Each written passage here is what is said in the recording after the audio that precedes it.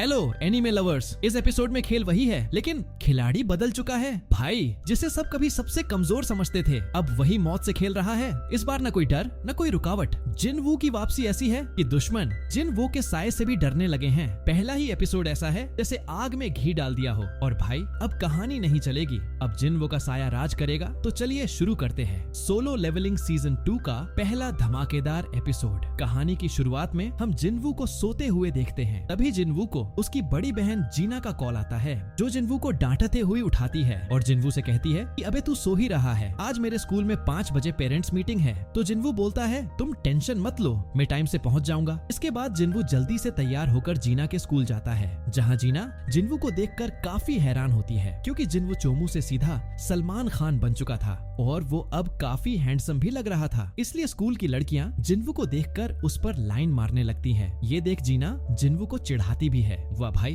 अब तो तुझ पर भी लड़कियां फिदा है। फिर जिन वू जीना की टीचर से मिलता है, जहाँ टीचर जिन वू के सामने जीना की तारीफ करने लगती है क्योंकि जीना काफी समझदार और स्कूल की टॉपर थी। अभी टीचर जिन वू से पूछती है कि फ्यूचर में अगर जीना की पावर जाग गई तो क्या तुम उसे भी अपनी तरह हंटर बना लोगे। तो जिन वू इसके लिए मना कर देता है कि नहीं जीना बस पढ़ाई करेगी। ये सुनकर टीचर काफी खुश होती है और वो जिन वू को जीना की फ्रेंड सॉन्ग ई के बारे में बताती है क्योंकि सॉन्ग ई कब से हंटर बनना चाहती थी। इसके बाद जिन वू जल्दी से सॉन्ग ई से मिलने जाता है, जहाँ सॉन्ग ई को पता चलता है कि जिन वू जीना का भाई है। जिन वू यहाँ सॉन्ग ई को समझाने आया था कि हंटर वाला काम बहुत खतरनाक है और इसमें जान भी जा सकती है, लेकिन सॉन्ग ई इन बातों को नहीं समझती और कहती है कि मुझे बस पैसे कमाने से मतलब है। ये सुन जिन वू सॉन्ग ई को अपने साथ ले जाता है। दूसरी तरफ हम ढोंग सू को देखते हैं जो कि इस रैंक का हंटर था और वो दुबई से अब सीधे कोरिया आ चुका था। इसीलिए एयरपोर्ट पर हंटर कम्युनिटी का मैनेजर जिनचूल ढोंगसू को लेने आता है। जिनचूल को पता था कि डॉगसू कोरिया किस लिए आया है।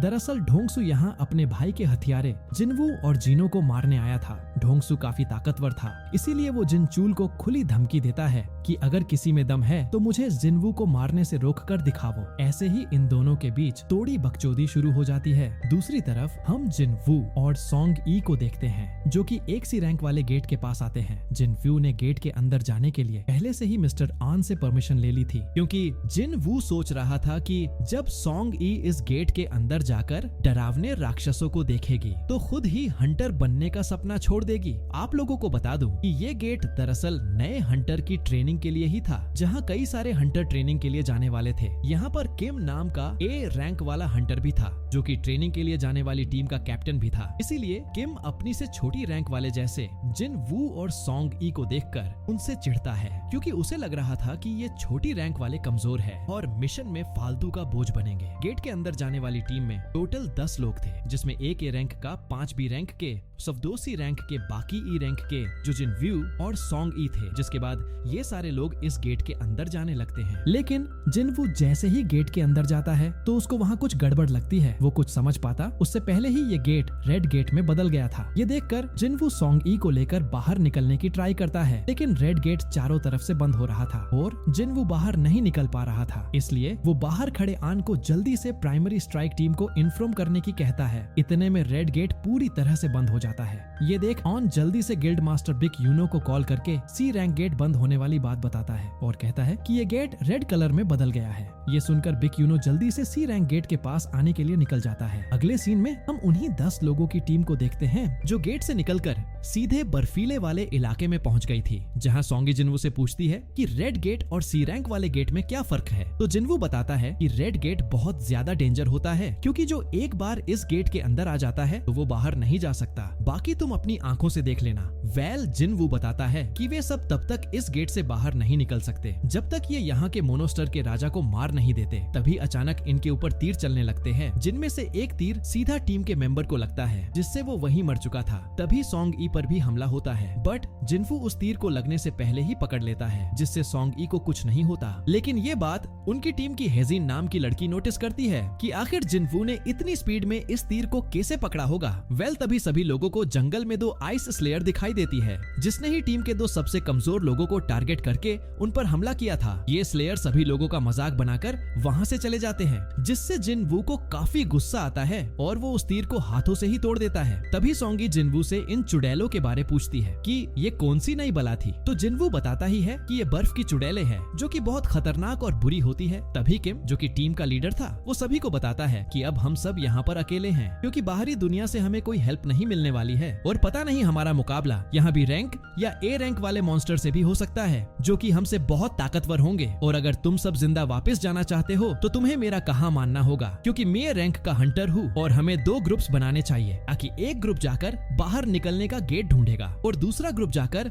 इन मास्टर के बोस को मारेगा। किम चालाकी से स्ट्रॉन्ग हंटर को अपने ग्रुप में ले लेता है, बाकी कमजोर लोगों को जिनवू की टीम में भेज देता है। किम को बस हाई रैंक वाले हंटर से मतलब था ताकि वो आसानी से उनके साथ मॉन्स्टर को हरा सके क्योंकि बाहर की दुनिया का 1 घंटा यहाँ 1 दिन के बराबर था और पता नहीं इन्हें यहाँ कितने दिन निकालने पड़े। इसीलिए किम कमजोर लोगों को अपने साथ रखकर झेलना नहीं चाहता था। ये देखकर हेजन कमजोर लोगों की टीम में जाने का मन बनाती है और जिनवू के पास जाकर उससे कहती है कि तुम ई रैंक वाले हंटर तो नहीं हो क्योंकि उन तीर को आते हुए भी किसी ने नहीं देखा था और तुमने बड़ी आसानी से उन तीर को पकड़कर सॉन्ग ई की जान बचा ली। इसका मतलब तुम ई रैंक के तो नहीं हो, शायद तुम ए रैंक या उससे ऊपर की रैंक वाले हंटर हो। लेकिन जिनवू हेजन के बातों का कोई जवाब नहीं देता और चुप रहता है। इसके बाद किम अपनी स्ट्रॉन्ग टीम को लेकर जंगल की तरफ चला जाता है और जिनवू कमजोर लोगों के साथ जंगल के दूसरे रास्ते जाता है। जंगल में जाने के बाद किम की टीम को पेड़ों पर भालू के पंजों के निशान दिखाई देते हैं जिन्हें देखकर किम सोचता है कि अगर यहाँ भालू हुए तो जिनवू की टीम जल्दी ही मारी जाएगी। तभी किम के सामने 3 खुखार भालू आते हैं जो इनके ऊपर अटैक कर देते हैं। किम ए रैंक का हंटर था इसलिए वो आसानी से एक भालू को मारकर बाकी भालुओं से लड़ने लगता है। दूसरी तरफ जिनवू की टीम भी आगे बढ़ रही थी तो हेजन जंगल में भालू के पंजों को नोटिस करती है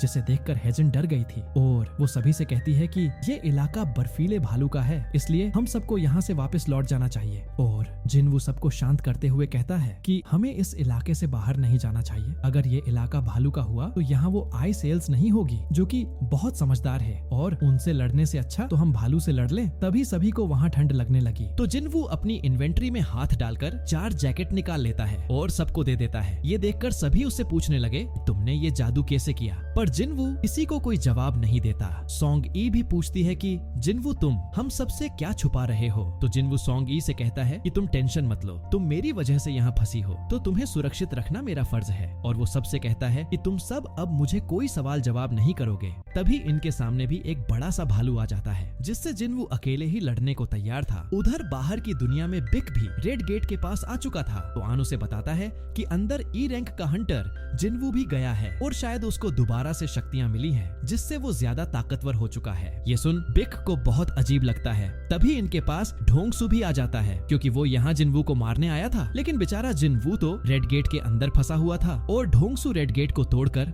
अंदर भी नहीं जा सकता था। जिनचूल ये देखकर मन में सोचता है कि अच्छा हुआ जिनवू अंदर फंस गया वरना आज तो ढोंगसू के हाथों से मारा जाता। उधर अंदर की दुनिया में जिनवू ने अकेले ही कई सारे भालुओं को मारकर ढेर कर दिया था जिसके बाद उसकी टीम वाले सभी भालू को काटकर उनको पकाकर खाने लगते हैं और ये सोचते हैं कि अब हमें यहाँ ज्यादा खतरा नहीं है क्योंकि जिनवू ने लगभग सारे भालू मार दिए और जो रह गए वो गुफा में छुपे होंगे। फिर जिनवू सभी से कहकर निकलता है कि खाने के बाद मैं एक्सरसाइज करने जा रहा हूँ, पर जिनवू तो भालुओं का निपटारा करने के लिए उनकी गुफा के सामने खड़ा था तो गुफा में से कई सारे भालू बाहर आते हैं। इनसे लड़ने के लिए जिनवू अपनी परछाई वाली आर्मी को बुलाता है। परछाई वाली आर्मी आकर भालुओं से फाइट करने लगती है और ज्यादातर भालुओं को मार गिराती है जिससे भालुओं का राजा गुफा से बाहर निकल कर आता है और धीरे धीरे सभी परछाई आर्मी को मारने लगता है जिससे जिनवू की शैडो आर्मी खत्म हो चुकी थी। तो जिनवू भालू के लीडर को मारने के लिए अपने सेनापति इग्रिस को भेजता है तो इग्रिस जाकर आराम से उस भालू को मार गिराता है। ये देखकर जिनवू समझ जाता है कि इग्रिस तो उसे भी ज्यादा पावरफुल है क्योंकि पिछली बार इग्रिस तलवार से लड़ रहा होता तो